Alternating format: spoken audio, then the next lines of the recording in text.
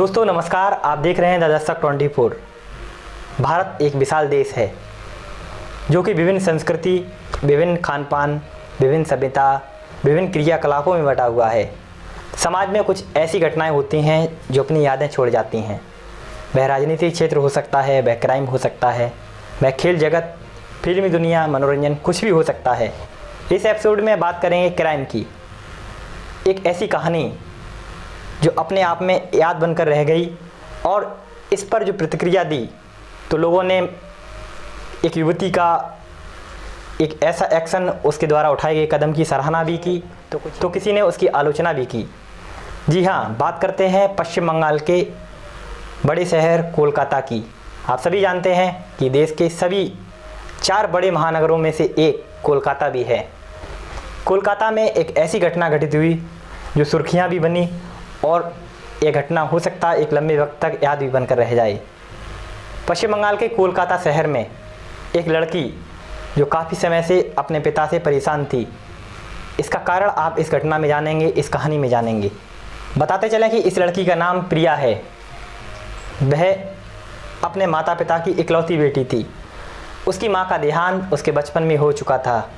करीब 2 वर्ष पूर्व उसके पिता के द्वारा उसकी शादी कर दी जाती है। ससुरालजनों के द्वारा उसे प्रताड़ित किया जाता है। अंत में वह अपने बाकी बची हुई ज़िंदगी को जीने के लिए अपने पिता के घर वापस आ जाती है।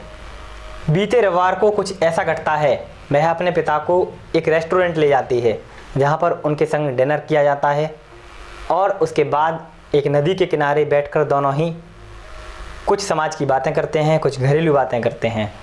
अंत में एक ऐसी घटना घटित होती है जिसको लोग सराहा भी रहे हैं और आलोचना भी कर रहे हैं। इस युवती ने अपने पिता के संग काफ़ी ढेर सारी बातें तो की और वहाँ पर एक ऐसा माहौल था कि उसके पिता को नींद आ जाती है। इसी वक्त युवती अपने बैग में रखी एक बोतल को निकालती है जिसमें पेट्रोल थी।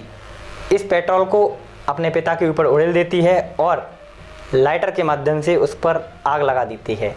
आग लगने के बाद उसके पिता छटपटाते हैं, इधर उधर भागते हैं और अंत में अपनी जान गंवा बैठते हैं। इस इत्तेफाक हुई घटना को वहाँ पर लगे सीसीटीवी कैमरे में कैद कर लिया जाता है। घटना तो सीसीटीवी कैमरे में कैद हो चुकी थी और यह घटना की वारदात एक याद बन गई। इस दर्दनाक हादसे के बाद लोग वहाँ पर पहुँचते हैं, पुलिस वहाँ पर पहुँचती है, लेकिन युवती फरार हो जाती है। सीसीटीवी कैमरे के माध्यम से फ़ोटोज़ और वीडियोज़ निकाले जाते हैं, जिसके बाद युवती को अरेस्ट कर लिया जाता है।